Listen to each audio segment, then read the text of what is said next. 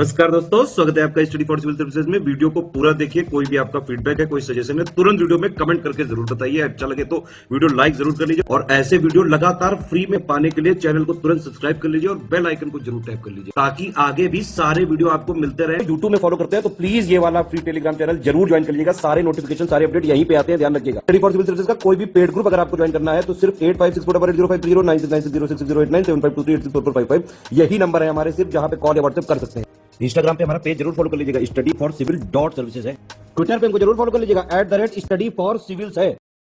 दोस्तों, UP triple S C PT exam के लिए डे वाइज मॉड्यूल हमारा चल रहा था और ये डे 7 का वीडियो आप देखने जा रहे हैं। इंग्लिश वर्जन इसका है और शुरू करते हैं। ये मॉड्यूल मिक्स फॉर्मेट में होते हैं और मिक्स देने के पीछे उद्देश्य ये है ना कि पेपर आपका ऐसा ही आएगा, तो पहले से ही आपको आदत बनी रहे कि आप तमाम जो अलग अलग रंग बिरंगी चीज़ें हैं ना उनको पढ़ पाएँ, एक साथ पढ़ पाएँ।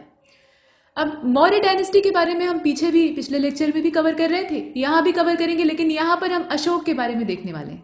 मतलब विशेष रूप से जो फोकस रहेगा वो सम्राट अशोक के ऊपर रहेगा।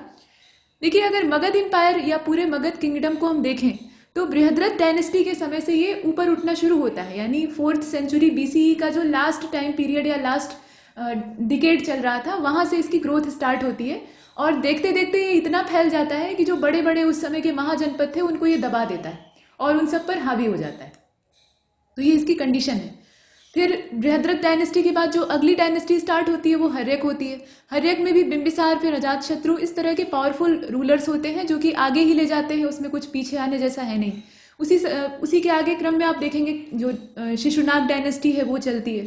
फिर उसके बाद नंदों का रूल आता है, तो नंद जो है वो महाप्रतापी होते हैं। आप देखिए कि जो अलेक्जेंडर की सेना थी वो भी व्यास नदी को पार करने से मना कर देती है, और मना करने के पीछे रीजन सिर्फ थकावट नहीं था, थके तो वो पहले से ही थे, ऐसा नहीं था कि वो आगे नहीं बढ़ सकते थे, कुछ आराम करके बड़े होते। और वैसे भी उन्होंने जो नॉर्थ वेस्टर्न फ्रंटियर प्रोविंस थे उनको जीत रखा था, वहाँ पे राजाओं को अपने वश में कर रखा था, तो उनके लिए काम आसान था। वो आगे क्यों नहीं बढ़ पाए? असली रीज़न ये था कि उन्हें पता चला कि मगध में तो बहुत भारी भरकम सेना है, हाथियों की ऐसी ऐसी आर्मी है जो कि कुचल देगी। और महाराजा पुरुषोत्तम की जो एलिफेंट आर्मी थी उसका वो इंट्रोडक्शन पहले ही पा चुके थे कि हाथी कितने खतरनाक होते हैं, आपके घोड़े चाहे जितने तेज हों लेकिन वो कुचलने में देर नहीं लगाएंगे। तो ऐसे में घनानंद की भयंकर सेना से ये डर गए थे और डर के यहाँ से अपना दुम दबाकर पीछे हो गए। तो नंद डायनेस्टी जो है वो मगध एम्पायर को और वास्ट बनाती है। घनानंद के लाख हैब लोग निकालते हैं कि नालायक था या फिर लालची था, तो ठीक है, लालची तो था, इसमें कोई संदेह नहीं है, उसको पैसा इकट्ठा करने का शगल था, लेकिन वो पावरफुल रूलर था, मतलब उसके अंदर सामर्थ्य था, बाहुबली था वो, और शारीरिक रूप से सक्षम था, योग्य राजा था, और तभी उसने इतनी आर्मी को अपनी मेंटेन करके रखा हुआ था। उसकी एकमात्र बुराई यही थी कि लालची था और लालच को पूरा करने के लिए कुछ भी कर सकता था। तो जब जनता को परेशान करता है, उनका शोषण करता है, तो जनता इसके खिलाफ उग्र हो जाती है और इसका फायदा चंद्रगुप्त मौर्य को और आचार्य चाणक्य को मिलता है। तो वो कहानी है पीछे की। फिलहाल यहाँ पर हम मौर्य डायनेस्टी को अगर देखते हैं तो चंद्रगुप्त मौर्य इसके फाउंडर कहे जाते हैं, मतलब अखंड भारत के संस्थापक भी उनको कहा जाता है। और इनका जो पूरा शासन है, मतलब पूरा जो रूल है, वो पश्चिमोत्तर से शुरू होता है। नॉर्थ वेस्टर्न जो फ्रंटियर प्रोविंस की बात की ना, तो वहाँ पर आप अफगानिस्तान और बलूचिस्तान तक चले जाइए, वहाँ तक फैला हुआ इनका रूल था। और बाद में इनके जो आगे के सक्सेसर हैं, जैसे कि इनका पुत्र बिंदुसार, जो कि इनका और दुर्धरा का बेटा था, माता की बचपन में ही, मतलब इन्हें जन्म देते ही मृत्यु हो जाती है। उसके बाद इनका पालन पोषण का जो पूरा दायित्व है वो चंद्रगुप्त मौर्य की जो सेविकाएं हैं वो करती हैं, और आचार्य चाणक्य इसे पूरे सानिध्य में रखते हैं। तो बिंदुसार जो है वो प्रतापी राजा रहता है, और उससे भी ज़्यादा पावरफुल होता है अशोक, जो कि बिंदुसार का बेटा रहता है। बिंदुसार के बहुत सारे बेटे थे, बहुत सारी शादियाँ उन्होंने की थी, और पिता का बनाया बनाया साम्राज्य था ही, तो कोई टेंशन की बात ही नहीं, हालांकि उसको मेंटेन करके रखा था बिंदुसार ने। और उसके बाद फिर आप अशोक का समय देखिए, तो अशोक ने अपनी शुरुआती जिंदगी में बहुत ज़्यादा स्ट्रगल किया। आप कहीं कहीं देखते हैं कि ऐसा डाटा मिलता है कि अपने 99 भाइयों को मारकर वो सिंहासन तक पहुंचा था। ठीक है, राज्याभिषेक का जो टाइम है वो बहुत बाद का है, उससे पहले वो गवर्नर की हैसियत से जो प्रोविंस बटे हुए थे, 5 प्रोविंसेस थे, उसमें अपना काम कर रहा था, बगावतें दबाता था और खुद भी बगावत करता था। तो अशोक का रूल शुरू होता है, और यहाँ आप जो इसका एक्सपेंशन है उसको देख रहे हैं, अफगानिस्तान और बलूचिस्तान तक फैलने का मतलब है कि उतनी बड़ी भारतवर्ष की सीमाएं थी। और ग्रैंडसन जो है वो इनके नाम को आगे ले जाते हैं, वही चीज़ यहाँ बताया गया। कलिंग तक अपना पूरा शासन अशोक फैला देता है। एकमात्र अशोक की जिंदगी का जो युद्ध था, जिसका कि हमें हिस्ट्री में डिस्क्रिप्शन मिलता है, वो कलिंग युद्ध ही था। और कलिंग युद्ध के पीछे रीज़न था, कलिंग पर हमला क्यों किया, अशोक ये चाहता था कि जो संसाधन है, जैसे कि एलिफेंट्स हैं, अब एलिफेंट्स पहले तो भरपूर मात्रा में हमारे जो प्लेन्स हैं गंगा यमुना के वहीं पाए जाते थे, घने जंगल होते थे। लेकिन मौर्य एम्पायर के समय में बहुत ज़्यादा लकड़ी का दुरुपयोग होता है, जंगलों को बेहिसाब काटा जाता है, हाथियों को सेना में डाला जाता है। तो सेना में जब हाथी भर्ती किए जाएंगे तो युद्ध में मारे भी जाएंगे, तो हाथियों का बड़े पैमाने पर विनाश हो जाता है। तो हाथी यहाँ से घट जाते हैं, हाथी इनकी आवश्यकता रहते हैं, इनकी आर्मी की ताकत। तो हाथियों की खोज में भी ये कलिंग की ओर जाता है, प्लस बाकी जो वहाँ के मिनरल्स थे, और वो एक किनारे वाला क्षेत्र था, कोस्टल एरिया आप कह सकते हैं। तो ऐसे में एक तटवर्ती क्षेत्र पर कब्जा करना, ये भी उसकी मंशा थी। चाणक्य की जो धारणा थी उसी के हिसाब से इन्होंने काम किया था। तो आप देखें, अब इसके बाद आगे चलते हैं। यहाँ मौर्य डायनेस्टी के बारे में थोड़ा सा इंट्रोडक्शन है, जो कि आप जानते हैं। चंद्रगुप्त मौर्य इसके फाउंडर थे। लास्ट रूलर का नाम बृहद्रथ था, जो कि बेहद ही कमजोर शासक था, और उसी के समय में इनके कमांडर जो रहते हैं पुष्यमित्र शुंग, वो राज्य हड़प लेते हैं और अपने राजा को मार डालते हैं। तो कैपिटल इनकी पाटलिपुत्र थी। आप जानते ही हैं कि उदयन के ज़माने में पाटलिपुत्र कैपिटल को ट्रांसफ़र किया जाता है, हालांकि बार बार हेर फेर होता है, लेकिन परमानेंटली ये बन जाती है पाटलिपुत्र ही। गंगा और सोन रिवर का यहाँ पे मिलन होता है, और इम्बेलम इनका मोर था, ठीक है। और ये जो साक्ष्य इसका है, मतलब मोर का हमें इम्बेलम कहाँ से, इसका जानकारी कहाँ से मिला, तो लौरिया नंदनगढ़ जो पिलर है ना, उस पर मोर की आकृति को देखा गया, और ऐसी आकृति बनी हुई थी कि लग रहा था कि इसे बहुत ज़्यादा इंपॉर्टेंस दी गई, तो इसे स्टेट इम्बेलम बताया गया मौर्यों के लिए। अब इनके पूरी हिस्ट्री को जानने के लिए इतनी लंबी चौड़ी बातें हम कैसे कर पाते हैं, कैसे हमें पता लगा कि ये सब हुआ था पीछे, तो इनको जानने के बहुत सारे हमारे पास सोर्सेज हैं। ये वैदिक काल जैसा नहीं है कि हमारे पास सोर्सेज का कुछ अभाव हो रहा है। यहाँ पर भरपूर जानकारियाँ हैं, वो भी अशोक के ज़माने में तो उसने हर चीज़ को लिखवाया था, पत्थरों पर लिखवाया था और कॉपर प्लेट्स पर लिखवाया था, तो ऐसे में जानना इसमें सरल हो जाता है, ठीक है, आसानी हो जाती है। तो जानने का जो पहला लिटरेरी सोर्स है उसको देखिए, उसके बाद हम आर्कियोलॉजिकल सोर्सेज जो अशोक के ज़माने में ही ज़्यादा मिलते हैं, तो इंस्क्रिप्शन उसका हम देखेंगे, ठीक है। ये सोर्सेज हैं, तो देख लेते हैं। देखिए, लिटरेरी जो सोर्सेज हैं, मतलब लिटरेचर से हमें जानकारी प्राप्त होती है, तो उसमें सबसे पहला जो सोर्स हम देखते हैं वो है विशाखादत्त, ठीक है। विशाखादत्त स्रोत हैं और उनके द्वारा लिखा गया है मुद्रा राक्षस। अब आप सोच रहे होंगे कि ये कौन सा राक्षस है। मुद्रा राक्षस किताब का नाम तो है ही है, लेकिन दोस्तों ये मुद्रा राक्षस एक व्यक्ति था, एक ब्राह्मण था, जो कि आचार्य चाणक्य के ही टक्कर का था। तक्षशिला में दोनों आचार्य थे, दोनों ने वहीं से शिक्षा प्राप्त की थी। और उसके बाद ये आता है मुद्रा राक्षस, और ये नंदों का राजपुरोहित बन जाता है, मतलब आप कह लीजिए कि आमात्य बन जाता है। जो धार्मिक कर्मकांड है प्लस राजनीतिक मामले, उनको यही नियंत्रित करता था। आप इन्हें पर्सनल सेक्रेटरी कह सकते हैं राजा का। तो घनानंद इसे बहुत मानते थे, और ये जो राक्षस नाम का अमात्य था, ये उनके राज दरबार में रहता था। प्रवृत्ति इसकी नाम के अनुरूप थी, राक्षसों वाली ही प्रवृत्ति थी, मतलब घनानंद को पूरा सपोर्ट देना। हालांकि जानता था कि घनानंद गलत कर रहा है, लेकिन सलाह सही नहीं देता था। तो इनका जो समय था, उस समय बहुत सारे षड्यंत्र होते हैं घनानंद को शासन से हटाने के लिए, मतलब तख्ता पलट करने के लिए षड्यंत्र करने पड़ते हैं। तो उनका विवरण मुद्रा राक्षस में है, ठीक। इसमें आप देखेंगे कि विशाखादत्त ये बताते हैं कि कैसे षड्यंत्र करके आचार्य चाणक्य जो है वो चंद्रगुप्त को थ्रोन पर आसीन करवा पाते हैं। और उसके बाद इसी मुद्रा राक्षस पर घुंडीराज नाम के एक और स्कॉलर आते हैं, और वो कमेंट्री लिखते हैं। और कमेंट्री जो है वो और ज़्यादा डिटेल है, वास्ट है, उसमें आप इन चीज़ों को और खुले तौर पे देख पाएंगे। इसके बाद जो दूसरा साक्ष्य हमें प्राप्त होता है, मतलब जो एविडेंस प्राप्त होते हैं, वो मेगास्थनीज का जो इंडिका है उससे प्राप्त होते हैं। हालांकि इंडिका ये कल्पना ज़्यादा इसमें है, मतलब जो सीधी बातें हैं या रियलिस्टिक बातें हैं उन पर कम फोकस किया गया है, ज़्यादातर हवाबाजी की गई है। और उसमें मेगास्थनीज का कोई दोष नहीं था, वो सेलुकस निकेटर की ओर से अम्बेसडर की हैसियत से आया था, और आचार्य चाणक्य ने उसको वही मौर्य एम्पायर या वही इंडिया दिखाया जो कि वो दिखाना चाहते थे, यानी अच्छी चीज़ें खराब क्यों दिखाएंगे। और अम्बेसडर की ये बाउंडेशन होती है, या आप कह लीजिए कि मजबूरी होती है कि वो घूम नहीं सकता ऐसे खुलेआम, उसका अपमान हो जाएगा। मतलब राजा का वो अम्बेसडर है, राजदूत है, तो ऐसे में वो ऐसे सड़क पे घूम रहा है तो लोग उसकी हंसी उड़ाएंगे और कोई कद्र नहीं करेगा।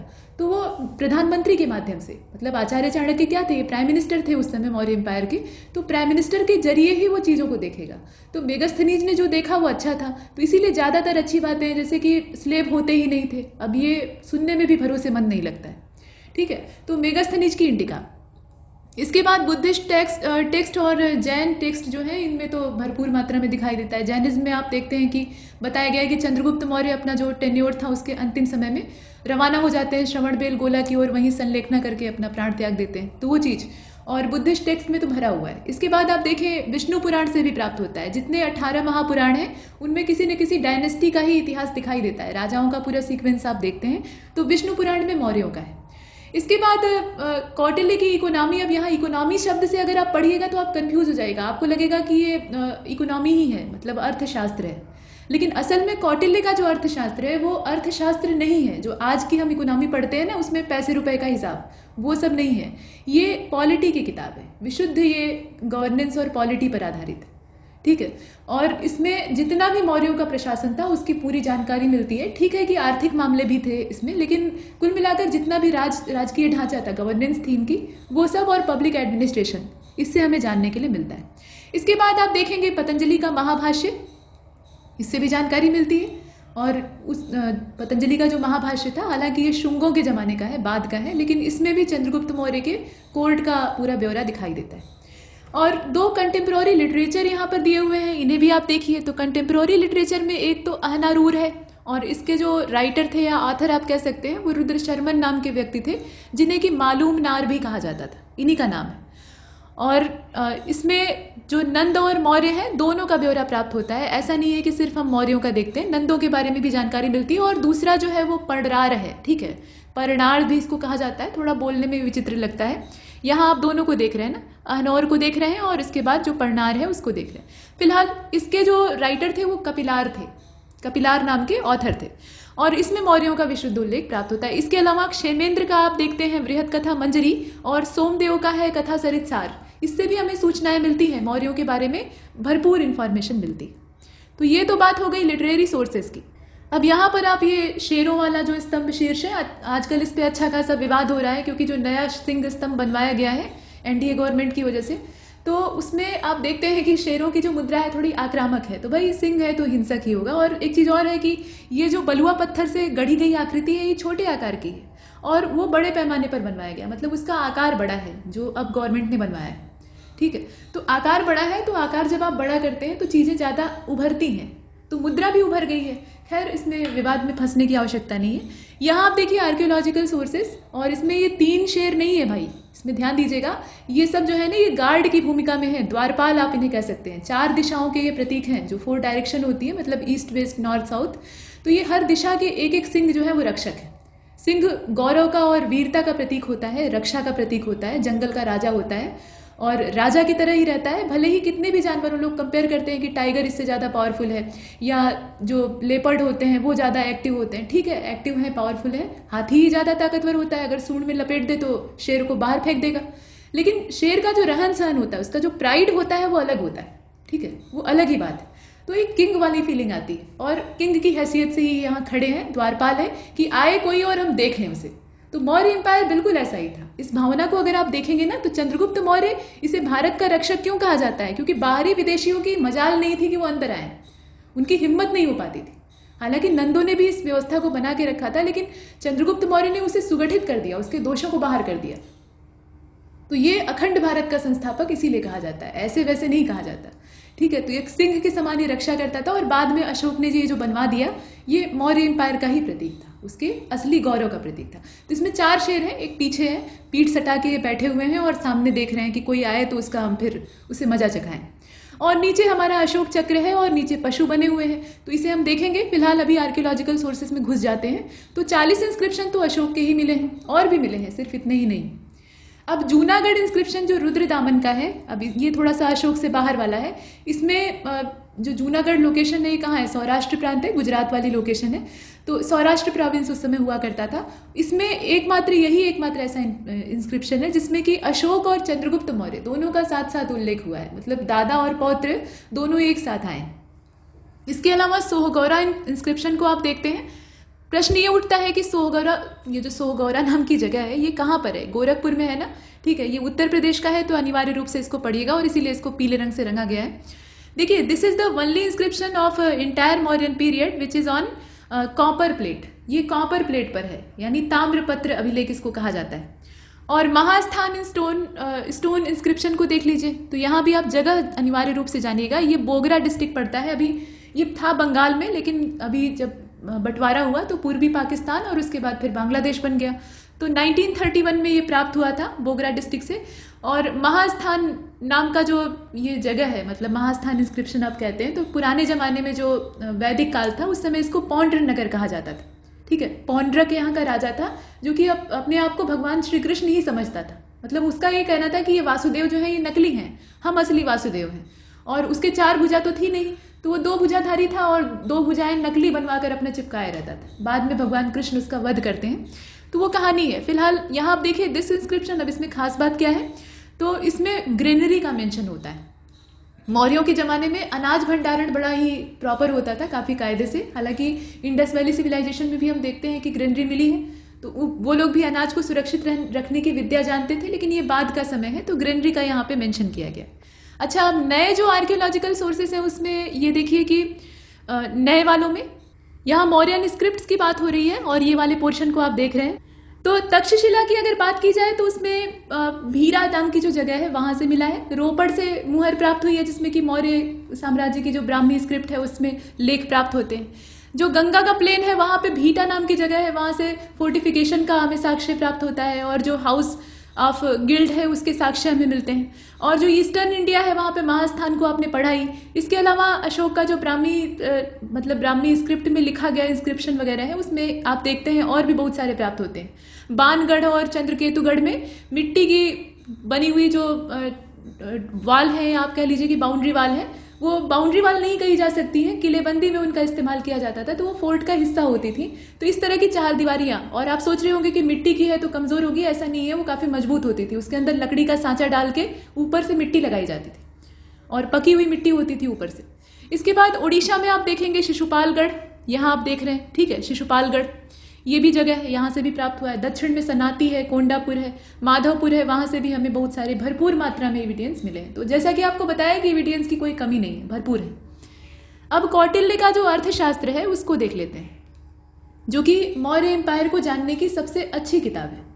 बाकी जो किताबें हैं उसमें गुण दोष दिखाई देते हैं आपको, जैसे कि विशाखा दत्त का है, तो चूंकि वो नंदों के फेवर में रहते थे तो उसमें आप देखेंगे कि मौर्यन एम्पायर की ज़्यादा बुराइयां ही की गई हैं। निष्पक्ष होकर उन्होंने नहीं कहा है, मतलब किसी भी एम्पायर में मेरिट भी होती है और डिमेरिट भी होती है, तो दोनों चीज़ें नहीं दिखाई देती। अब यहाँ जो अर्थशास्त्र है इससे हमें पूरा ढांचा मालूम होता है, क्या दिक्कत थी और क्या अच्छाई थी। फिलहाल it is the most prominent among literary source to know the history of Mauryans, तो निश्चित रूप से ये मोस्ट प्रोमिनिएंट है। और other names for Kautilya are Vishnugupta and Chanakya. देखिए विष्णुगुप्त ही इनका नाम था, इनका जो असली नाम है वो विष्णुगुप्त है।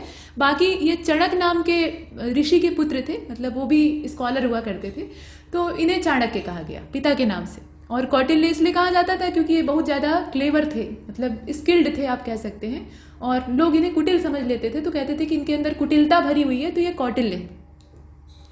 अब देखिए ये जो ऑथेंटिक बुक है यानी अर्थशास्त्र, ये इकोनॉमिक्स के बारे में भी बताती है। अर्थशास्त्र इसको ऐसे नहीं कहा गया है, लेकिन उसका पोर्शन बहुत थोड़ा है।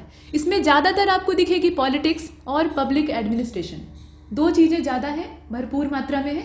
इकोनॉमिक्स भी उसी से जोड़कर है। अब आप किसी भी देश की जब पॉलिटी पढ़ते हैं तो उसमें जो आर्थिक ढांचा है उसको तो पढ़ेंगे ही, ना चाहते हुए पढ़ेंगे, ठीक है। अब इसके बाद आप देखें यहाँ पर कौटिल्य को एक नया नाम दिया गया, मैकियावेली ऑफ इंडिया, मतलब पहले से ही कहा जाता है, ये अंग्रेज विद्वान जो है वो अपना नाम रख देते हैं।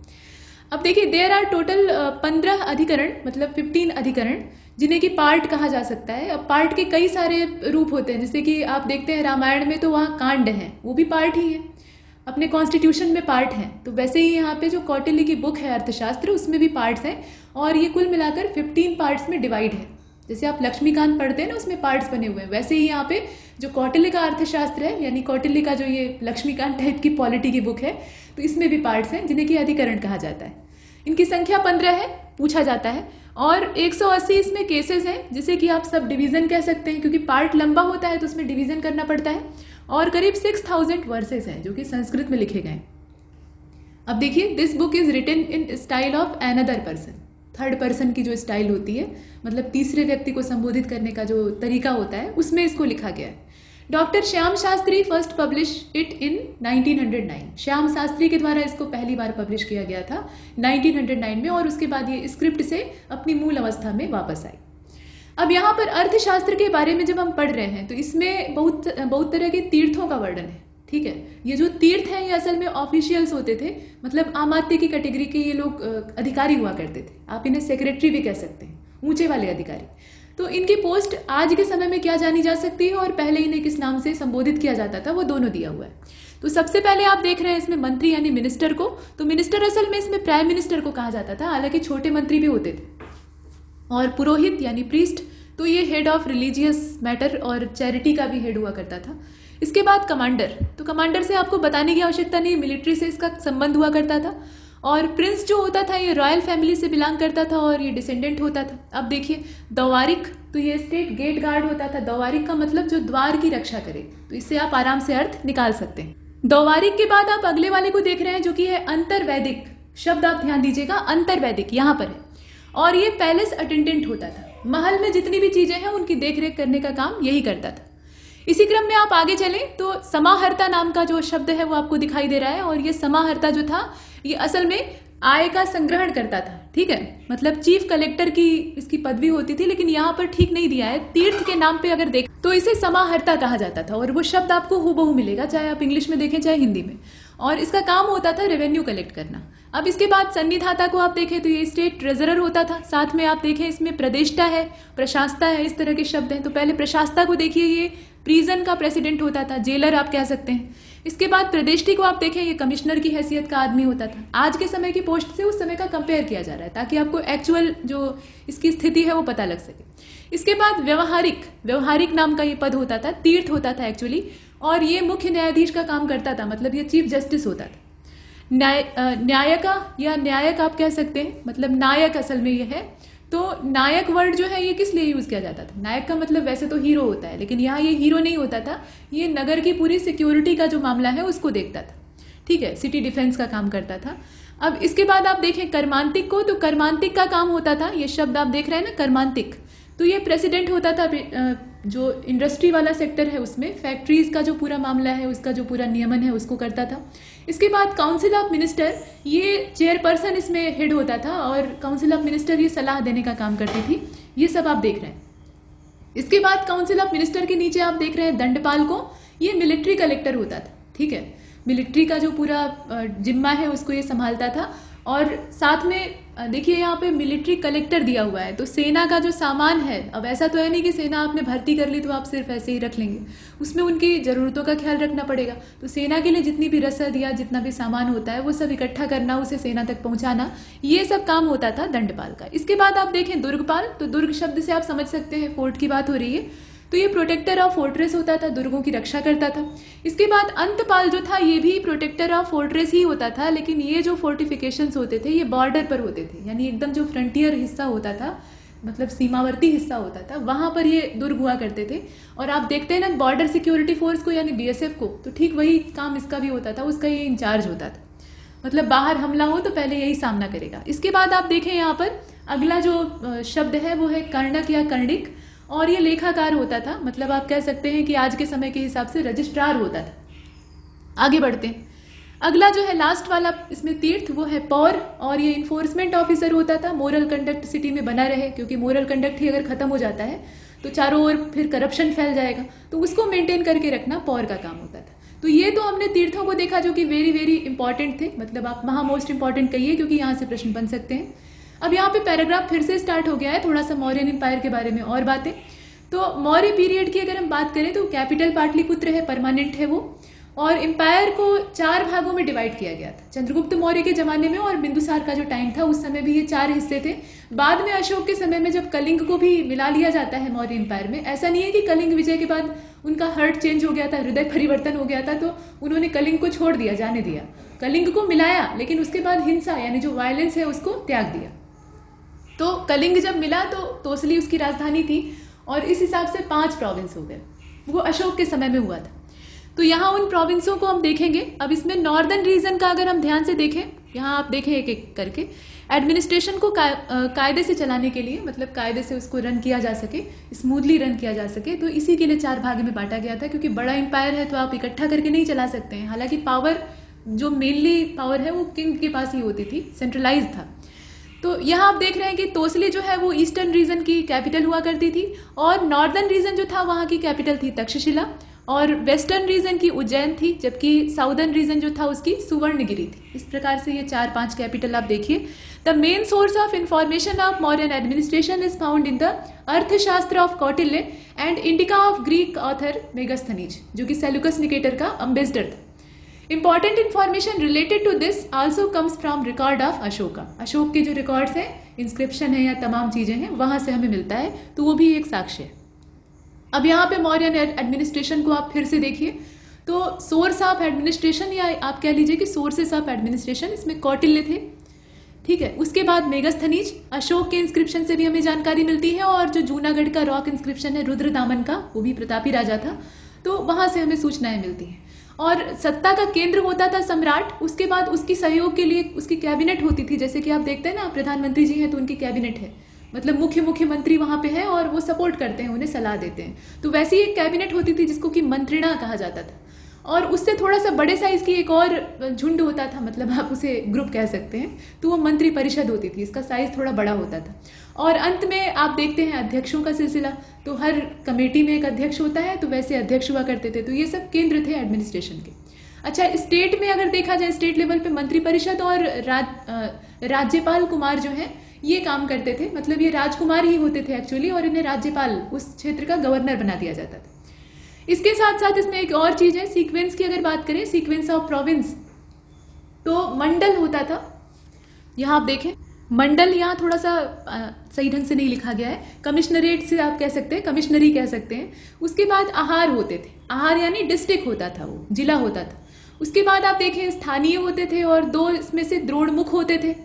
आगे डिवीजन किया गया, जैसे सबसे बड़ा इसमें क्या है, मंडल है। जैसे आज के समय में भी मंडल देखते हैं, वाराणसी मंडल या आगरा मंडल ऐसे होता है, तो वो चीजें हैं, मंडल पहले भी हुआ करते थे, और ये कमिश्नरी के तौर पे देखे जाते हैं। आहार डिस्ट्रिक्ट होता था, उसके बाद स्थानीय होता था, फिर 2 द्रोणमुख हुआ करते थे स्थानीयों में, मतलब स्थानीय का 2 पार्ट हो जाता था, उसमें 2 द्रोणमुख होते थे, और द्रोणमुखों को भी डिवाइड कर दिया जाता था। तो वहां पे खारवाटिक आता था, खारवाटिक जो शब्द है वो आप देख रहे हैं। उससे जो छोटा डिवीजन है उसमें संग्रहण आते थे, और संग्रहणों से जब कई पार्ट हम काट देते थे, मतलब एक संग्रहण है तो उसके कई सारे हिस्से कर दिए, तो वहां बनता था ग्राम। कई सारे ग्राम जो है, विलेज जो है वो बनते थे।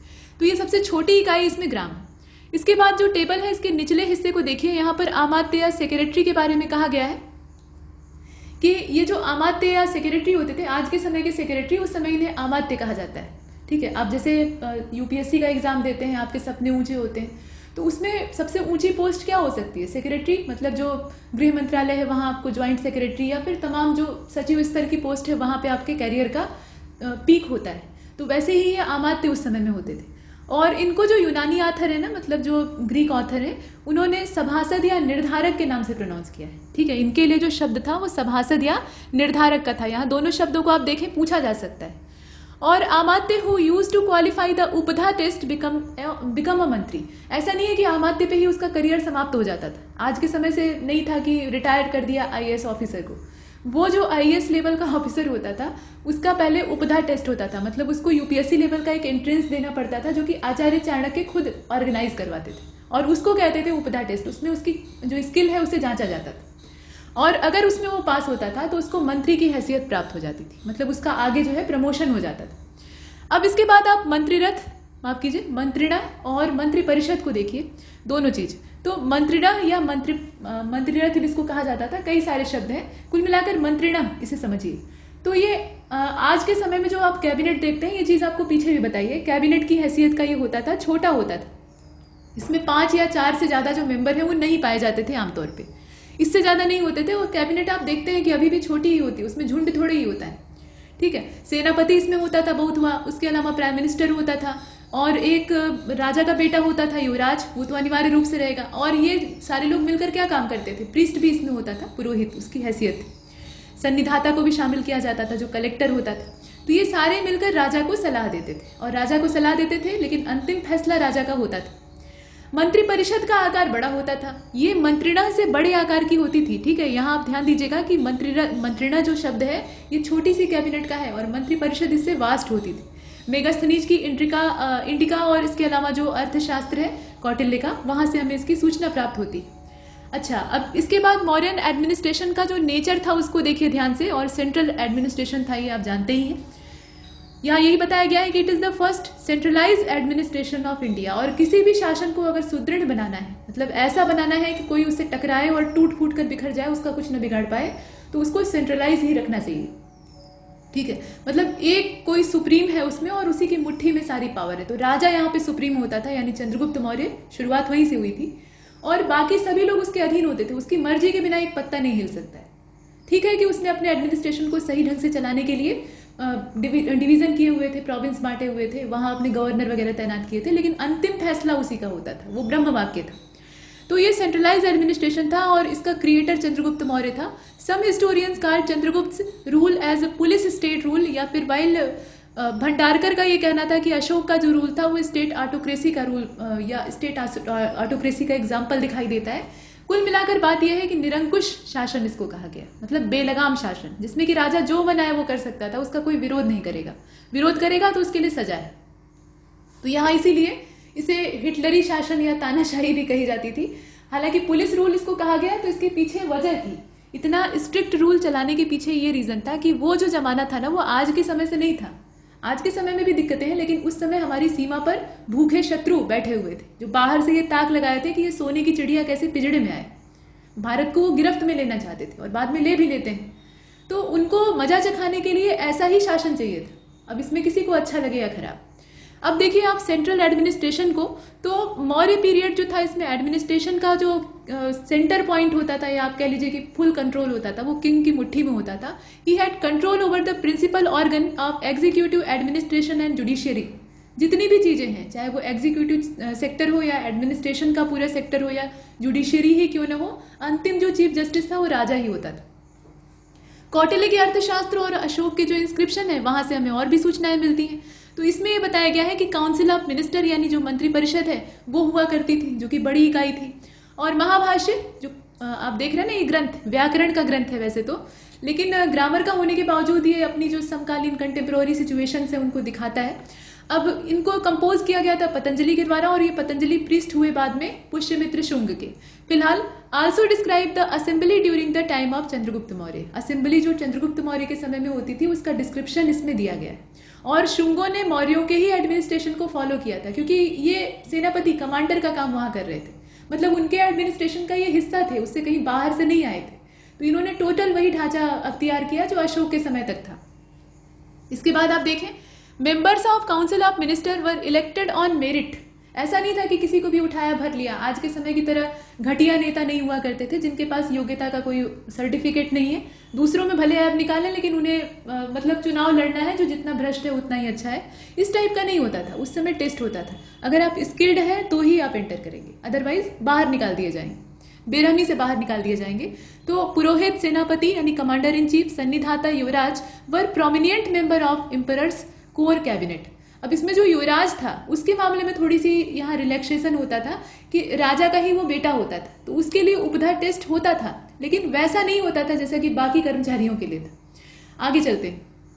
कौटिल्य के अर्थशास्त्र में जो चेयरमैनों का डिस्क्रिप्शन हमें मिलता है, उसमें चेयरमैन और वर्ग दे रखा है। अब इसमें पण्याध्यक्ष पहले है, और पण्याध्यक्ष क्या होता था, यहाँ शब्द आप ध्यान दीजिएगा। पण्याध्यक्ष जो था वो कॉमर्स का सुपरिटेंडेंट होता था, मतलब कॉमर्शियल जितने भी मामले होते थे उनको ये हैंडल करता था। इसके बाद सुराध्यक्ष, ये अध्यक्ष थे, जैसे पीछे हमने तीर्थ देखा वैसे ही अध्यक्ष है। तो सुराध्यक्ष, सुरा का मतलब होता है दारू यानी शराब, लिक्वर, लेकिन एक्साइज का इसको एडमिनिस्ट्रेटर कहा गया है। टोटल जो आबकारी वाला काम है ना, उसको ये देखता था, बाकी जो लेन देन है उसमें भी ये हिस्सा बटाता था। और देखें आप सूनाध्यक्ष को, तो ये जो बुचरी थी, मतलब आप कह लीजिए कि स्लाटर हाउस, उसकी देखरेख करता था, क्योंकि पशु बलि तब भी होती थी। मोर को हम लोग स्टेट एम्बेलम के तौर पे या स्टेट बर्ड के तौर पे उस समय देखते हैं मौर्यों के संदर्भ में, लेकिन मौर्यों के ही जमाने में मोरों को उनकी रसोई में काटा भी जाता था, मतलब भोजन के उद्देश्य से मोर का मांस लोग खाते थे। इसके बाद आप देखें गणिकाध्यक्ष, तो कंट्रोलर ऑफ प्रोस्टिट्यूट्स, जो प्रोस्टिट्यूट्स होती थी उनका जो कंडक्ट है वो ठीक ठाक रहे, मतलब वो आचरणहीनता न करें। ठीक है, वेश्यावृत्ति है, जिसको अपनी वासना शांत करनी है वो उनके पास जाके शांत कर सकता है, लेकिन भ्रष्टाचार ना फैले। ऐसा ना हो कि पूरा समाज जो है वो वासना से भर जाए और अशिष्ट हो जाए, ऐसा नहीं, तो उसको कंट्रोल करना। इसके बाद सीताध्यक्ष, ये सुपरिटेंडेंट ऑफ एग्रीकल्चर होता था, कृषि के मामले देखता था। सीता जो है ये राजकीय भूमि को भी कहा जाता था, प्लस जो हल से खींची हुई लाइन होती थी उसको भी सीता बोलते थे। इसके बाद अकाराध्यक्ष है। अकार का मतलब अकार जो शब्द है ना, ये संस्कृत का शब्द है। इसका मतलब होता है माइंस, मतलब खदान, जहाँ से कुछ खोद कर निकाला जाए, खासतौर पे मिनरल्स। तो उनके लिए एक सुपरिटेंडेंट होता था, या आप कह लीजिए कि एक सुप्रीम चेयरपर्सन होता था, जिसको कि हम कहते थे अकाराध्यक्ष। खुदाई होती थी, लोहे की प्राप्ति होती थी, और भी जो तमाम मिनरल्स हैं वो प्राप्त होते थे, तो उनका काम करता था। मतलब ऐसा नहीं कि मनमानी खुदाई हुई और जो निकला उसको सब लोग लेकर चुरा कर भाग गए, ये बात नहीं। इसके बाद आप देवताध्यक्ष को देखिए, ये हेड ऑफ रिलीजियस ऑर्गेनाइजेशन होता था। और पौतवाध्यक्ष जो था, ये स्टैंडर्डाइज वेट एंड मीजर का इंचार्ज हुआ करता था। वेट और मेजरमेंट वाला जो सेक्टर था, उसमें इंचार्ज की अपनी हैसियत से होता था। और अश्वाध्यक्ष का काम आप समझ ही रहे हैं, ये जो कैवलरी थी, मतलब जो घुड़सवार सेना थी, अश्वारोही सेना थी, उसको देखता था। हस्ताध्यक्ष, ये जो हाथी होते थे, हस्त मतलब हाथी होता है, हस्ती मतलब हाथी होता है, तो ये हस्ताध्यक्ष जो है ये हाथियों की आर्मी को देखता था, हैंडल करता था।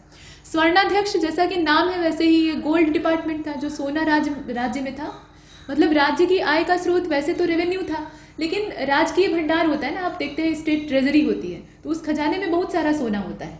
नंदों के समय में भी था, और बाद में जब कौटिल्य के द्वारा कब्जा करवाया जाता है, मौर्य एम्पायर वहाँ पे आसीन होता है, मतलब चंद्रगुप्त मौर्य रूलर बनते हैं, तो वो सारा धन जो है वो उन्हें प्राप्त हो जाता है, तो वो उनके राजकीय भंडार में रहता है। अब उस सोने का नियंत्रण और प्लस जो बाहर से सोने का लेन देन होता था, मतलब गोल्ड माइनिंग होती थी और सोना आता था, तो वो सारी चीज़ों का मैनेजमेंट ये ऑफिसर ऑफ गोल्ड डिपार्टमेंट यानी स्वर्णाध्यक्ष करता था। इसके बाद अक्षपटलाध्यक्ष, अच्छा नाम है, इसको आप देखें, ये अकाउंटेंट जनरल होता था, एजी होता था।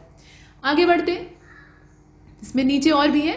इसमें आप देख रहे हैं कूपियाध्यक्ष को, तो कूपिया से आप कुआं मत समझ लीजिएगा, ये फॉरेस्ट ऑफिसर होता था, मतलब आईएफएस लेवल का अधिकारी होता था, आईएफओएस लेवल का अधिकारी होता था एक्चुअली।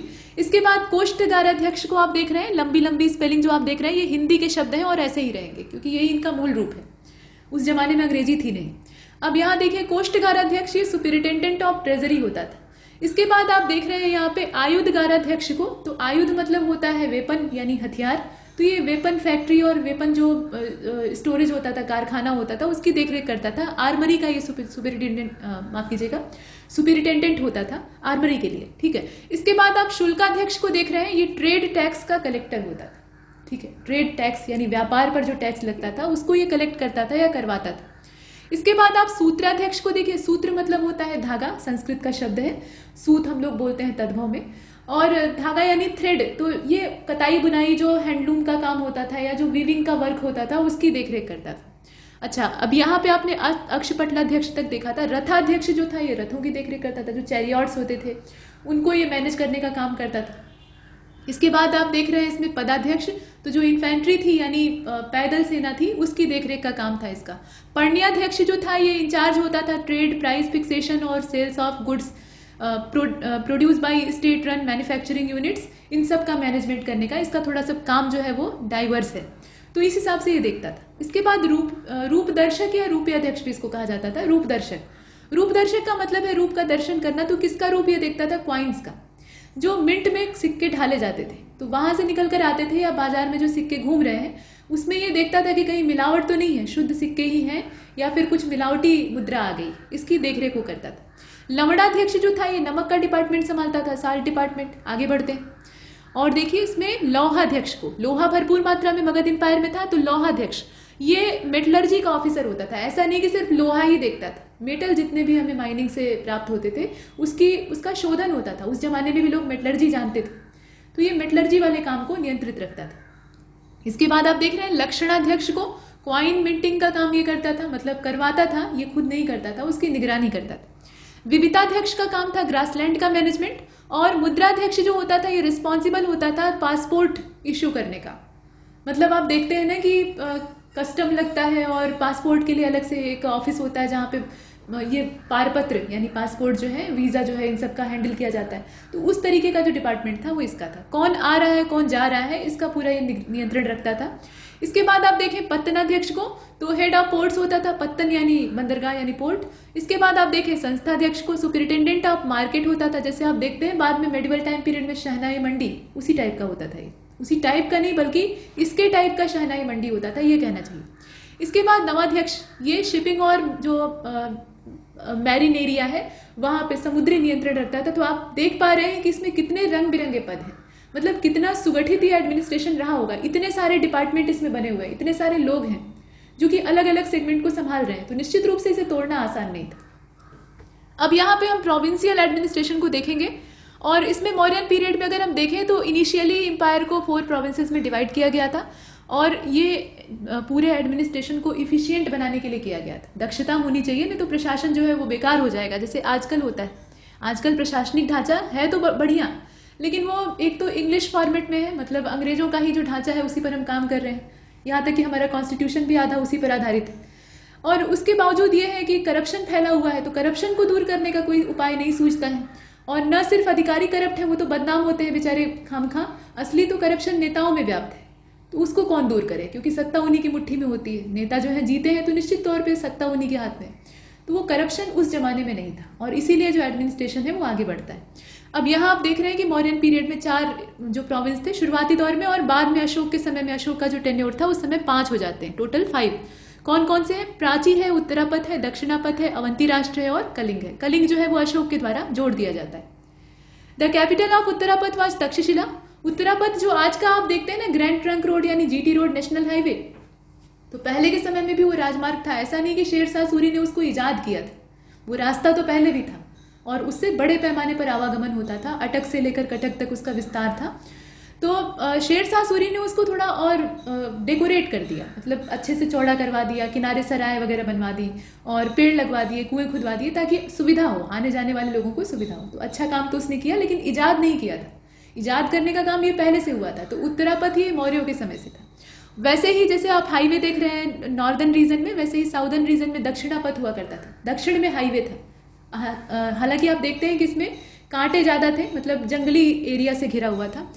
तो देखिए उत्तरापथ की जो कैपिटल थी वो तक्षशिला थी, दक्षिणापथ की जो कैपिटल थी वो सुवर्णगिरी थी, अवंती की कैपिटल थी उज्जैन, ये एमपी वाला हिस्सा है, और तोसली जो कैपिटल थी वो कलिंग की।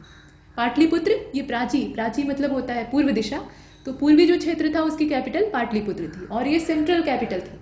अब इसके बाद आप देखें कुमारों के बारे में, तो कुमार जो थे वो असल में एडमिनिस्ट्रेटर होते थे प्रोविंसेस के, और ये पूरी तरह से रॉयल फैमिली से ही बिलोंग करते थे। इसमें कोई बाहर का आदमी नहीं आ सकता था। उपधा टेस्ट तो होता था पर इनके लिए छूट होती थी। और provinces were further divided into district and village. जैसे आज के समय में हमारे प्रोविंस है, यूपी है तो वो कई सारे जिलों में बटा हुआ है, या एमपी है तो कई सारे जिलों में बटा हुआ है, वैसे ही उस समय भी होता था। फिर छोटे छोटे विलेज होते थे। विलेज जो है वो स्मॉलेस्ट यूनिट होती थी एडमिनिस्ट्रेशन की। ये सब कॉमन चीजें आप जानते हैं। Group of 100 villages were called संग्रहण। यहाँ आप शब्द देख रहे हैं ना, संग्रहण का मतलब होता है संग्रह। तो यहाँ जो 100 विलेज होते थे उनका कलेक्शन करके उन्हें कंबाइंडली कहा जाता था संग्रहण। और in all administrative unit separate officers were appointed for administration. तो वो तो आप देख ही चुके हैं कि पीछे सेपरेटली सबको हर छोटे छोटे क्षेत्र के लिए भी अपॉइंट किया गया है। सिटी एडमिनिस्ट्रेशन को देख लीजिए, प्रोविंस वाला हमने देखा। अब यहाँ पे कमेटीज होती थी। मौर्यन जो सिटी सिस्टम था उसमें उसका अच्छा खासा ब्यौरा हमें मिलता है मेगास्थनीज की इंडिका से। और मेगास्थनीज ने बताया है, इसमें उसने सही बताया है क्योंकि ये चीज़ तो उसने देखी थी।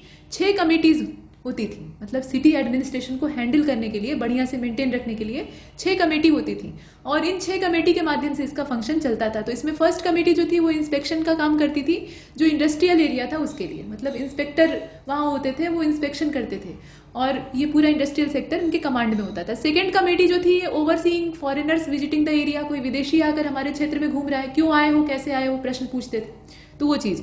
थर्ड कमेटी जो है ये इसका टास्क होता था कि सेंसस कंडक्ट कराए। सेंसस उस जमाने में भी होती थी। अब समझ लीजिए कि राजा कितना ज्यादा निगरानी जनता पर रखता था।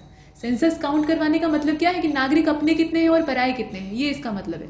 फोर्थ कमेटी जो होती थी या समिति आप कहिए, उसमें उसका टास्क होता था कि एडमिनिस्टर ट्रेड एंड कॉमर्स, मतलब ट्रेड और कॉमर्स वाला जो एडमिनिस्ट्रेशन है उसको देखना। और फिफ्थ कमेटी का काम था सेल्स एग्रीमेंट को देखना, उसकी एडमिनिस्ट्रेशन की प्रणाली को देखना। सिक्स्थ कमेटी जो थी वो स्मॉल सेल्स, इस तरह के जो काम है और भी इसमें होते थे, ईटीसी इसलिए दिया हुआ है। तो ये सारा एडमिनिस्ट्रेशन जो है वो कमेटी के द्वारा, मतलब जो 6वीं कमेटी है उसके द्वारा देखा जाता था। 2 और एडमिनिस्ट्रेशन आप देख रहे हैं, 2 वैरायटी और, जस्टिस वो तो हमने नगर प्रशासन देखा था। अभी जस्टिस वाला जो एडमिनिस्ट्रेशन है उसमें और मिलिट्री। तो पहले जस्टिस वाला देखिए, इन मौर्य पीरियड या Mauryan period there were different courts for different, यहाँ आप देखें डिफरेंट टाइप ऑफ केसेस, ठीक है, डिफरेंट टाइप के केस होते थे। ऐसा तो है नहीं कि झगड़ा ही सिर्फ हो रहा है, कहीं मर्डर का भी केस हो सकता है, कहीं चोरी का भी केस हो सकता है, कहीं आपस में डिस्प्यूट हो सकता है, तो तमाम तरह के मामले। तो जैसा मामला होता था उसके लिए वैसा कोर्ट होता था। The village court was the lowest court, सबसे छोटा विलेज कोर्ट होता था। और in this court the head of village और the elderly village person use to hear the cases. इसमें जो सबसे वृद्ध व्यक्ति होता था, वृद्ध का मतलब यहाँ अनुभवी से है, उसके पास एक्सपीरियंस अनिवार्य रूप से होना चाहिए। ऐसे नहीं कि कोई मंदबुद्धि व्यक्ति भी अगर वृद्ध है तो उसको बैठा दिए सरपंच की हैसियत से। बुद्धिमान होना चाहिए, उम्र दराज होना चाहिए, ताकि उसके पास एक अच्छा खासा अनुभव हो तो वो फैसला सुनाता था। वो वहाँ जज की हैसियत से होता था। और किंग का जो कोर्ट होता था वो सुप्रीम कोर्ट होता था, राजा उसका हेड होता था। इसके बाद मिलिट्री एडमिनिस्ट्रेशन को आप देखें, one of the main reason for expansion of empire in Maurya period या Mauryan period was their integrated and well organise army. इनकी जो आर्मी थी वो कैसी थी? वेल ऑर्गेनाइज थी, मतलब एकदम सेंट्रलाइज करके रखा था, मुट्ठी में गिरफ्त करके रखा हुआ था कि भागने न पाए कुछ भी, मतलब नियंत्रित था सब। तो ये आर्मी से ही हो सकता है। सेना जब रहेगी ना तो लोग डरेंगे। सेना का शासन इतना बुरा भी नहीं होता है, हालांकि जो कंडक्ट है लोगों के वो उसमें ढक जाते हैं, लेकिन फिलहाल यहाँ सुरक्षा का प्रश्न था। तो मौर्य एम्पायर से लोग इतना डरते और इससे खौफ क्यों खाते थे? जो विदेशी थे उनकी हिम्मत नहीं होती थी, क्योंकि इनकी सेना बहुत शक्तिशाली थी। और इससे पीछे आप देखेंगे नंदों के जमाने में भी मिलिट्री एडमिनिस्ट्रेशन काफी दुरुस्त था, धनानंद के समय में भी यही था। मतलब सिकंदर की हिम्मत नहीं होती है कि आगे बढ़े, वो तो एक बहाना था कि हम थक गए हैं और अब लौटना चाहते हैं। आखिर मुंह छिपाने के लिए कहें क्या? असलियत ये थी कि वो भीगी बिल्ली बन गए थे। आधी ताकत तो उनकी पुरुषोत्तम ने ही खत्म कर दी थी, मतलब महाराज पुरु ने खा ली थी। वो इतना ज्यादा इन्हें लंबे समय तक रोक कर रखते हैं झेलम के किनारे कि आधे तो वही बेकार हो जाते हैं। और बचा खुचा जो साहस था वो ये सुन के जाता रहा कि नंदों के पास बहुत बड़ी सेना है, कैसे निपटेंगे उनसे। ठीक है, तो ये बात। अब यहाँ देखिए, इनकी सेना में इन्फेंट्री थी, पैदल सैनिक थे, कैवलरी थी, एलिफेंट आर्मी थी जो कि बहुत डेंजरस थी, उसके अलावा चैरियट आर्मी थी जो कि बिजली की रफ्तार में चलती थी, घोड़े उनके एकदम से विद्युत गति के थे। उसके अलावा नेवी भी थी, मतलब जल सेना भी हुआ करती थी। अब आप सोच लीजिए कौन घुसने की हिम्मत करेगा। These forces were able to protect the state under any circumstances। कोई भी सर्कमस्टेंस हो, कितना भी दुरूह संकट हो, लेकिन ये हैंडल करने में सक्षम थी। इस तरह की सुगठित सेना थी। इसके बाद आप देख रहे हैं supreme officer of military administration was called antapal. देखिए यहाँ ध्यान दीजिएगा, इसे अंतपाल कहा जाता था। The Greek writer has describe, मतलब मेगास्थनीज ही डिस्क्राइब कर रहे हैं कि Maurya army in his book, मतलब उनकी किताब जो इंडिका है उसमें मौर्य आर्मी का उल्लेख प्राप्त होता है। According to Megasthenes the Maurya army consider the 6 lakh infantry, मतलब सेना का जो तादाद है आप देखिए, 6 लाख पैदल सैनिक होते थे और करीब 50,000 कैवलरी होती थी। सोचकर देखिए कितनी बड़ी सेना थी। 9,000 एलिफेंट थे और 800 चैरियट थे। अब इसके सामने कोई नहीं टिक सकता। अगर आज के जमाने में ऐसी आर्मी किसी नेशन के पास हो तो वो सबके ऊपर राज करेगा। आगे बढ़ते हैं। अब जैसे सिटी एडमिनिस्ट्रेशन में आपने देखा ना कि कमेटी होती थी, वैसे ही यहाँ पे जो मिलिट्री एडमिनिस्ट्रेशन है उसमें भी कमेटी होती थी। ऐसा नहीं था कि उसमें कमेटी नहीं बनाते थे। पहली जो कमेटी थी उसमें जो नेवी था उसका पूरा मैनेजमेंट किया जाता था, नेवी वाले मैनेजमेंट को देखा जाता था। यहाँ थोड़ा सा ये बिखर गया है। मैनेजमेंट ऑफ नेवी ये फर्स्ट कमेटी का काम था, ठीक है, इसे आप देख लीजिएगा। इसके बाद सेकंड कमेटी जो थी वो ट्रांसपोर्ट वाला काम देखती थी, मतलब यातायात और रसद की व्यवस्था। यहाँ ट्रांसपोर्ट का मतलब ये नहीं कि सामान सप्लाई होता था, जो सामान सप्लाई होता था वो सेना की जरूरत का होता था, खाने पीने का सामान प्लस आने जाने के लिए जो भी संसाधन चाहिए और हथियार भी।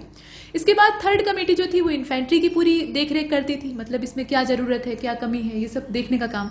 और फोर्थ कमेटी का काम कैवलरी को संभालना था। और जो फिफ्थ कमेटी थी वो वार एलिफेंट्स को ट्रेन करती थी। अब एलिफेंट ऐसा नहीं था कि वो जन्मजात ट्रेन किए जाते थे, जंगल से पकड़कर ले आए जाते थे। तो जंगली हाथी को नियंत्रित करना इतना मुश्किल काम होता है, तो उसको ये देखते थे। उसके बाद सिक्स कमेटी जो थी वो वार चैरियट्स को बनवाती थी, उनका मेंटेनेंस करती थी, उनमें देखरेख का काम करती थी। तो ये कमेटी है। आगे बढ़ते हैं। दो चीजें और इसमें इंपॉर्टेंट रह गई हैं जो कि आपको जाननी चाहिए। एक तो डिटेक्टिव एडमिनिस्ट्रेशन है या डिटेक्टिव सिस्टम है। देखिए सेना मजबूत है तो वो तो ठीक है, लेकिन दुश्मन आके आपकी सीमा पर बैठा हुआ है और वो कुछ योजनाएं बना रहा है, मतलब आपके खिलाफ कुछ षड्यंत्र कर रहा है, तो वो चीज आपको कैसे मालूम होगी? या फिर उसने अपने भेदिए भेज रखे हैं आपके दरबार में या फिर आपके शासन में, और वो गुप्तचर या फिर आप कह लीजिए कि टोह लेने वाले लोग हैं जो कि आके आपका भेद ले रहे हैं और वहां जाके उसको बता रहे हैं कि इनकी इतनी सेना है, ऐसे सैनिक है।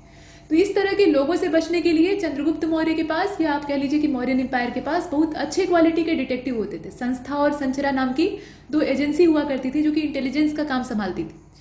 और Mauryan empire probably first time यहाँ देखा गया है, या पहला एम्पायर था जिसमें कि डिटेक्टिव को इतने बड़े पैमाने पर, ऐसा नहीं गुप्तचर पहले नहीं होते थे, लेकिन इतने बड़े पैमाने पर इन्हें अपॉइंट किया गया। और वजह ये थी कि ये षड्यंत्रों का समय था, मतलब जरा सा राजा असावधान हुआ और उतने में तख्ता पलट हो जाएगा, कोई भी आके अपना मैदान मार लेगा।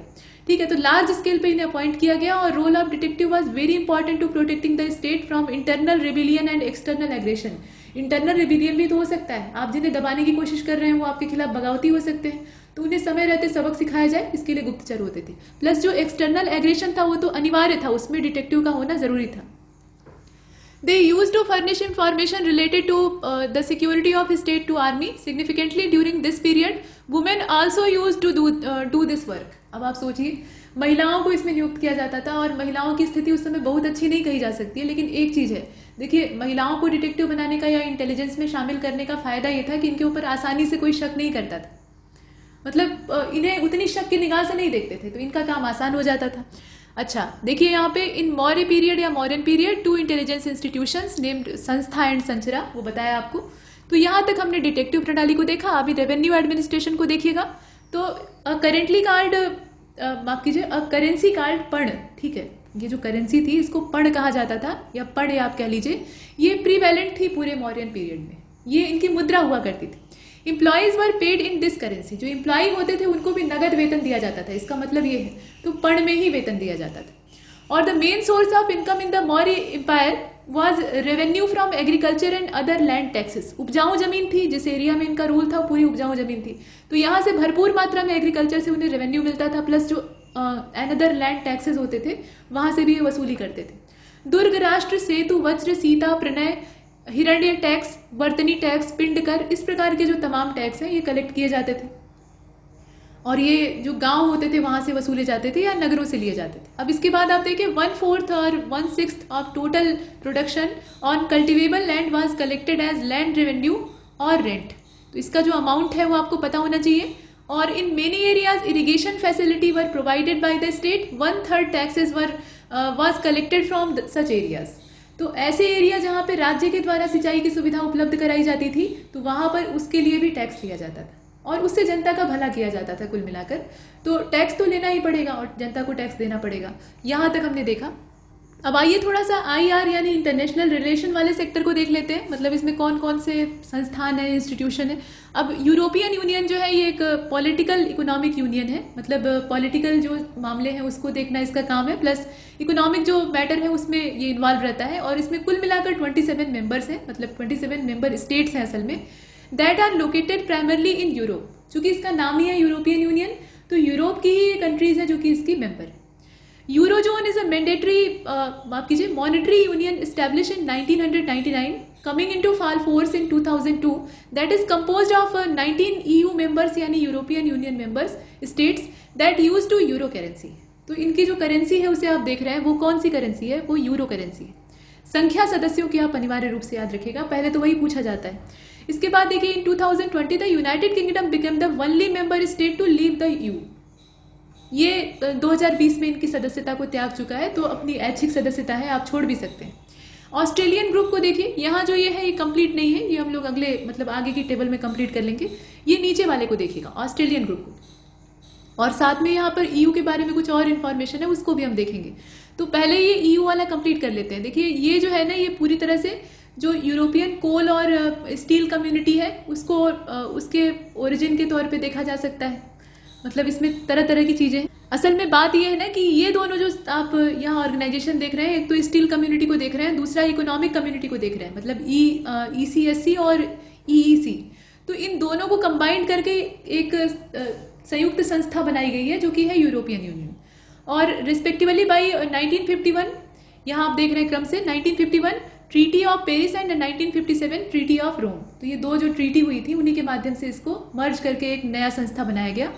अब यहाँ पर एक और ट्रीटी का नाम है जो कि है मॉन्ट्रिस्ट ट्रीटी, और इसमें यूरोपियन यूनियन की नींव पड़ती है। तो ये तो हमने देखा। अब ऑस्ट्रेलियन ग्रुप को देखिए 1985 में स्टैब्लिश हुआ था, 43 मेंबर है, इसमें भारत भी शामिल है। भारत भी शामिल है, इसको ध्यान दीजिएगा। The Australia group is an informal association of member state that aims to coordinate national export control laws to minimize the risk of proliferation of chemical and biological weapons. Chemical और बायोलॉजिकल वेपन्स जो कि मानव जाति के लिए नुकसानदेह नहीं बल्कि विनाशकारी हैं, तो उनको कंट्रोल करना मतलब उसके रिस्क को दूर करने के पर्पज से ये ऑस्ट्रेलियन ग्रुप को हैंडल किया गया था या बनाया गया था। इसके बाद आप मल्टीलेटरल एक्सपोर्ट कंट्रोल रिजिम को देख रहे हैं और इसके साथ साथ मिसाइल टेक्नोलॉजी कंट्रोल रिजिम को देखिएगा, यहाँ दोनों चीज़ें हैं। और उसके साथ हम देखेंगे टेबल के 2 पार्ट हैं ना, तो इसमें कॉलम बना हुआ है। जो MTCR है उसकी बात हो रही है, पहले हम MTCR को देखेंगे, उसके बाद तब हम एशिया यूरोप मीटिंग को देखेंगे। तो MTCR की स्टैब्लिशमेंट होती है 1987 में। मेंबर कंट्री इसमें 35 है, इंक्लूडिंग इंडिया 2016 में इसका सदस्य बनता है। Missile technology control regime MTCR was establish in April 1987 by G7 countries. कौन कौन सी है? कनाडा है, फ्रांस है, जर्मनी है, इटली है, जापान है, यूनाइटेड किंगडम है, यूनाइटेड स्टेट अमेरिका है। तो ये सारे हैं, कुल मिलाकर कितने हैं ये ध्यान दीजिएगा। G7 कंट्रीज है तो 7 रहेंगी, ऑब्वियस सी बात, संख्या इनकी 7। भारत इससे कब जुड़ा है वो आपको पता होना चाहिए, 2016 में जुड़ा है। और साथ में आप देखें MTCR जो है ना, ये keeps check on transfer of missiles and UAV capable of carrying a payload of at least 500 kg over a range of at least 300 kilometre. तो इस रेंज के अंदर आने वाली जो मिसाइल इत्यादि हैं उस पर ये निगरानी का काम करता है। अब यहाँ हम देखने वाले हैं एशिया यूरोप मीटिंग को। तो इस्टेब्लिशमेंट इसकी हुई थी 1996 में बैंकॉक थाईलैंड में। इसकी इस्टेब्लिशमेंट का वेन्यू है और मेंबर कंट्री इसमें जो SM है मतलब कुल मिलाकर 53 मेंबर्स, और इंडिया इसका मेंबर है, ये ध्यान दीजिएगा। कभी कभी ये पूछा जाता है कि भारत इनका सदस्य है या नहीं, तो उसमें आपको हाँ में जवाब देना है। इसके बाद आगे बढ़ते हैं, यहाँ आप देख रहे हैं न्यूक्लियर सप्लायर ग्रुप यानी NSG को। इसमें भारत शामिल होने की कोशिश किया लेकिन चीन का षड्यंत्र था, नहीं हो पाया। और इस्टेब्लिशमेंट इसकी हुई थी 1974 में। इंडिया इसका मेंबर अभी तक नहीं है, बनना चाहिए था लेकिन नहीं बन सका। 48 इसमें मेंबर कंट्रीज हैं। चेयरमैनशिप वर्नर, यहाँ आप देख रहे हैं वर्नर बॉवेंस जो कि बेल्जियम के मूल रूप से हैं, तो उनके द्वारा इसकी अध्यक्षता फिलहाल की जा रही है 2020-21 के टाइम में। इसके बाद हम देखेंगे नीचे वाले पोर्शन में, ये तो हमने देखा न्यूक्लियर सप्लायर ग्रुप को। साइड में दिया हुआ है इंडियन ओशियन रिम एसोसिएशन के बारे में, जिसे कि ओरा कहा जाता है या ईओरा कहा जाता है। अब यहाँ आप देखें स्टैब्लिशमेंट हुई थी इसकी 7 मार्च 1997 में, 1997 में, और हेडक्वार्टर इसका आपका मॉरिशस में, ठीक है। इसका जो हेडक्वार्टर है ना वो मॉरिशस में। और मेंबर कंट्रीज में 23 है, भारत इसमें शामिल है, अच्छी बात है। सेक्रेटरी जनरल इसके यहाँ आप देख रहे हैं ये सलमान अल फरीसी है, ये सेक्रेटरी जनरल की हैसियत से है। France become the 23rd member of IORA इन दिसंबर 2020। तो लेटेस्ट वाले को भी आपको जानना चाहिए, भारत इसका सदस्य है।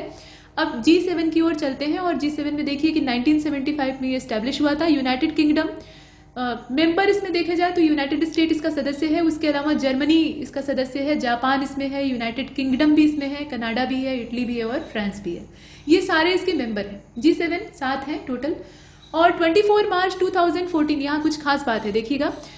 24 मार्च 2014 the G7 members cancelled the planned G8 summit that was to held in June of that year in the Russian city of Sochi, ये रशिया की सिटी है Sochi, and suspended Russia's membership of the group. Russia को इसकी membership से बाहर कर दिया गया। और वैसे भी ये जो यूरोपीय राष्ट्र हैं और अमेरिका, ये रूस से अच्छे खासे चिढ़े रहते हैं क्योंकि रूस इनकी कठपुतली नहीं है, वो इनके हिसाब से नहीं चलता है। अभी यूक्रेन वाले मामले में भी आप देखते हैं, यूक्रेन को ये पालतू बना लेते हैं और नाटो की मेंबरशिप लेने के लिए मनवा लेते हैं। जेलेंस्की जो है वो एकदम से अमेरिका की ओर झुक जाते हैं, जबकि ऐसा नहीं करना चाहिए था।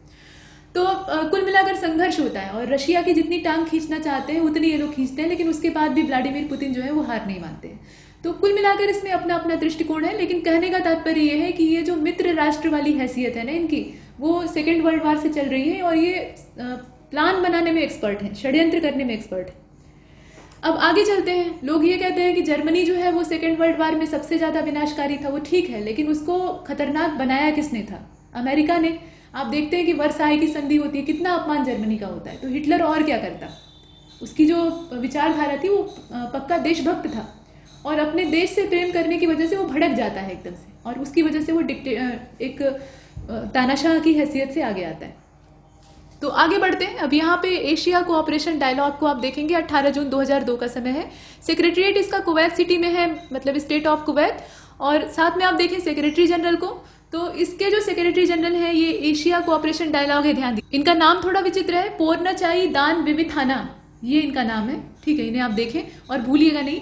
Currently the ACD comprises 35 countries including India, Bharat भी इसमें शामिल है, तो पढ़ना पड़ेगा। इसके बाद अब G20 को देखेंगे और यूरेशियन इकोनॉमिक यूनियन जो है उसको देखेंगे। तो G20 को अगर देखा जाए तो इसकी स्टैब्लिशमेंट होती है 26 सितंबर 1999 यानी 26 सितंबर 1999।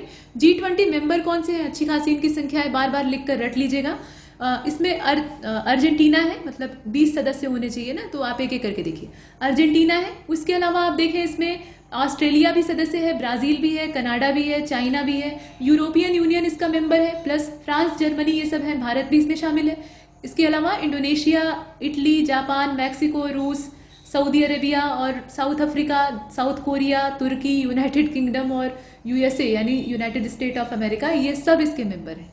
तो इतनी अच्छी खासी लिस्ट है, ये आपको पता होनी चाहिए। अब इसके बाद आप देखें ये यूरेशियन इकोनॉमिक यूनियन है।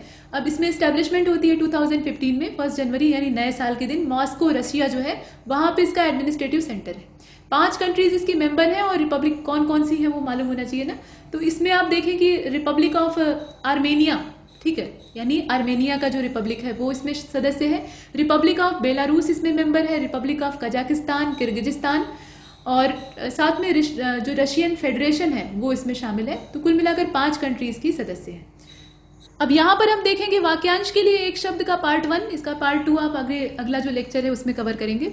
देखिए, जो अपने स्थान या अपनी स्थिति से अलग न किया जा सके उसको हम कहते हैं स्थिर, एक सरल शब्द में। लेकिन उसके लिए और अच्छे शब्द हैं जैसे कि अच्युत है और अटल है। जिसका कोई निश्चित घर न हो उसको अनिकेत कहते हैं। निकेत मतलब होता है घर और अ लगा दिया तो घर के बिना, बेघर।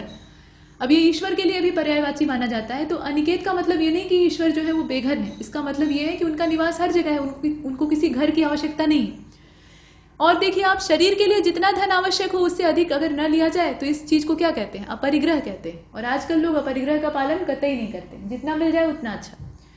आग से झुलसा हुआ यानी अनल दग्ध, और गले का स्वर अगर अच्छा है तो उसको सुकंठ कहेंगे। गर्दन की बनावट अच्छी है तो उसको सुग्रीव कहेंगे। और जो दोनों हाथ से अपना काम कर लेता है, यानी खासतौर पे तीर चलाने की बात है, क्योंकि धनुष चलाना मतलब तीरंदाजी करना ये कौशल का काम है। इसमें निगाह और हाथ दोनों एकदम से आपके सधे हुए होने चाहिए। तो अर्जुन की खासियत ये थी कि वो दोनों हाथ से धनुष बाण मतलब गांडीव को परफेक्टली चला लेते थे। बाएं हाथ से तो दाहिने हाथ से तो चलाते ही थे, बाएं हाथ से भी उसी निपुणता के साथ चला लेते थे, इसीलिए इन्हें सव्य सांची कहा जाता था। तो आप ये सोच रहे होंगे कि बाएं हाथ से काम कर लेता हो तो ही उसको सव्य सांची कहेंगे, ऐसा नहीं है। बाएं हाथ से वो काम करेगा तो आप सोच कर देखिए कि दाहिना हाथ क्या उसका रद्दी हो जाएगा, दाहिने से तो वो करेगा ही, वो तो एक नेचुरल चीज है। तो दोनों हाथों से वो सधा हुआ। अब इसके बाद आगे चलते हैं, यहाँ नीचे जो कॉलम है उसको पूरा कर लीजिए। देखिए, जिसे जानना आवश्यक हो उसको क्या कहेंगे, ज्ञातव्य कहेंगे, मतलब जिसकी जानकारी आवश्यक हो। जो जानने योग्य हो या जिसे जाना जा सके वो ज्ञेय होता है, ठीक है। इसके बाद धराशायी होकर प्राण त्यागने वाला, मतलब जमीन पर गिरे और प्राण त्याग दे। आजकल लोग हॉस्पिटल के बेड पर प्राण त्यागते हैं, इसलिए ऐसा, नहीं तो लोग गिरकर ही प्राण त्यागते थे। तो ऐसी चीज को, मतलब ऐसे जीव को मैमर्त्य कहा जाएगा। इसके बाद आप देखें, जिसका आदि अंत न हो अनाद्यांत होता है। और जो जानवर किसी की देख रेख में न हो, मतलब छुट्टा हो, जैसे आजकल लोग गायों के बछड़ों को, जो नर बछड़े होते हैं उनको ले आके शहर में छोड़ देते हैं सड़क पे। अब वो जो कूड़ा कबाड़ा है उसी को खाकर बेचारे अपना पोषण प्राप्त करते हैं, सांड बन जाते हैं। तो इस तरह के जो पशु होते हैं ना, उनको अनेर कहा जाता है, उनके ऊपर किसी का नियंत्रण नहीं होता है। जो जानवर किसी के वश में ना आए, बेलगाम हो, उसको अन्ना कहेंगे। यहाँ पे आप देखें, अन्ना हजारे मत समझिएगा। जो जानवर जंगल में रहे या रहने का आदी हो उसको बनैला कहते हैं। और झूठा या मिथ्यावादी अगर गलत व्यवहार करने वाला कोई व्यक्ति है तो उसके लिए अनेर शब्द का इस्तेमाल होता है, ध्यान दीजिएगा। पूर्व और उत्तर के बीच का कोण जो है वो ईशान कोण है, ऐसे ही बाकी कोण भी आपको पता होना चाहिए। पूर्व और दक्षिण के बीच का कोण जो है वो आग्नेय कहलाता है। और पश्चिम और उत्तर दिशा के बीच में जो कोना बनता है उसको वायव्य कहते हैं। अगर वहां पर बादल घिरे, आजकल बरसात का मौसम चल रहा है, और बिजली वहां पर चमके तो तय मानिए कि बरसात होगी। और इसके बाद बचता है आपका पश्चिम और दक्षिण का कोना, तो उसको कहते हैं नैऋत्य। ये कोण होते हैं असल में। चाटने योग्य वस्तु है तो उसको लेह कहा जाता है। और पूरा ज्ञान अगर किसी विषय का आपको है तो आपको कहेंगे कि इस विषय का ये निष्णात है। पूर्णिमा की जो रात्रि है उसको राका कहते हैं। और शाद्वल कहते हैं हरे भरे घास के मैदान को।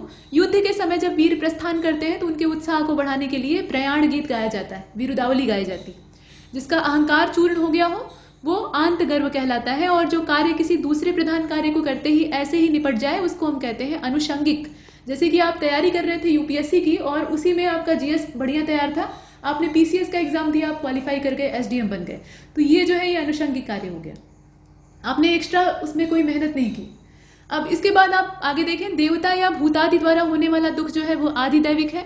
और जीवों पर शरीरधारियों के द्वारा अगर कोई दुख आता है, मतलब कोई शरीरधारी व्यक्ति ही आपको सता रहा है, यानी आपका पड़ोसी भी हो सकता है, कोई और हो सकता है, कोई जानवर भी हो सकता है, तो ऐसा जो दुख होता है उसको आदि भौतिक कहते हैं। जैसे आप सड़क पे जा रहे हैं, पीछे से कोई बैल आके आपको ठोक दे, तो ये जो दुख आपको प्राप्त हुआ, आपकी कमर टूटी, ये आदि भौतिक।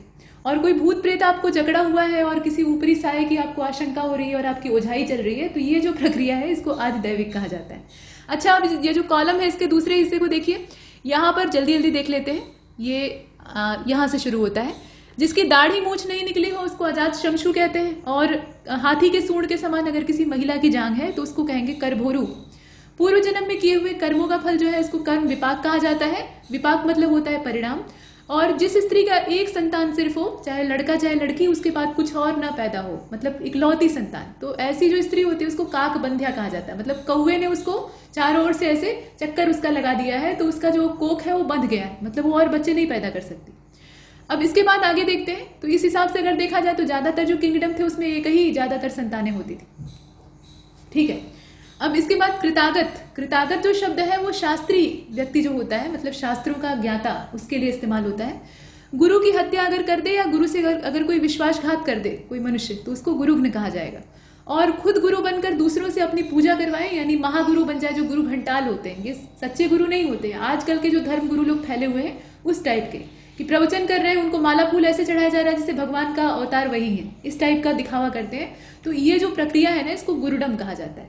इसके बाद आप देखें, जिसके पास अपार धन संपदा हो, धन संपदा को पहले टके में नापा जाता था, टका और जीतल आप जानते हैं, तो उसको टकैत कहते हैं, धनवान भी कह सकते हैं। जिसको पकड़ना कठिन हो उसको दुर्धर कहा जाता है। और जिसे देखने की इच्छा है, उसको देखने की इच्छा अगर किसी के मन में है तो उसको दृदृश्या कहा जाता है। अब इसके बाद जिसे वश में करना कठिन हो तो, या परास्त करना कठिन हो, तो उसको दुर्घर्ष कह सकते हैं। जिसके बारे में सोचा ही न जा सके वो दुर्विभाव भी होता है, मतलब आपने कल्पना तक नहीं की। वह सौभाग्यवती स्त्री जिसके पीछे उसका पूरा भरा पूरा परिवार हो, मतलब पत्नी पुत्र पुत्रियां ये सब हो, माफ कीजिए पति पुत्र और पुत्रियां हो, तो उसको कहेंगे पुरंधरी। तो जिसे दोहराया न गया हो वो अनावर्त होता है, यहाँ आप देख रहे हैं। और जिस पर पक्षपात पूर्ण दृष्टि से विचार किया जाए वो दुर्दृष्टि होता है। रोगी के लिए अगर कोई भोजन मना कर दिया जाता है तो वो अपथ्य होता है, मतलब तला भुना मत खाइए अगर पेट की समस्या है तो। जिसे देखा न जा सके वो अलक्ष्य होता है, जिसे सूंघा जा सके वो आग्नेय होता है। बर्तन बेचने वाला ठठेरा होता है, कसेरा भी कह सकते हैं। मारने की इच्छा है तो उसको जिघत्सा कहते हैं। और अगर वो भोजन करने का इच्छुक है तो उसको जिघत्सु कहते हैं। भोजन करने का अगर प्रबल इच्छुक है, ऐसी वैसी इच्छा है, तब तो जिघत्सु हो गया। लेकिन अगर बहुत ज्यादा भूख लगी है, मतलब न मिले तो आप कुछ भी खा लेंगे, इस टाइप का, तो इस तरह का अगर प्रबल इच्छुक है तो इसको बुभुक्षु कहेंगे। और इस तरह की जो एकदम से जीवंत इच्छा होती है इसको कहेंगे विभुक्षा। तो थोड़ा सा फर्क है। ग्रहण करने की इच्छा अगर आपके अंदर है या किसी चीज को आप पकड़ना चाहते हैं तो उसको कहेंगे जिघृक्षा। इसके बाद रात का जो भोजन है जिसे आप डिनर कहते हैं, दोपहर का जो है उसको लंच कहते हैं, तो रात वाले को डिनर कहते हैं, उसको हिंदी में कहते हैं ब्यालू। ब्यालू, ठीक है। और सुख और दुख में अगर कोई एक समान रहता है तो वो मनस्वी है, उसने मन पर विजय प्राप्त कर लिया है। तो यहाँ पर हमारा मॉड्यूल समाप्त होता है। इसमें इतना ही, तब तक के लिए नमस्कार।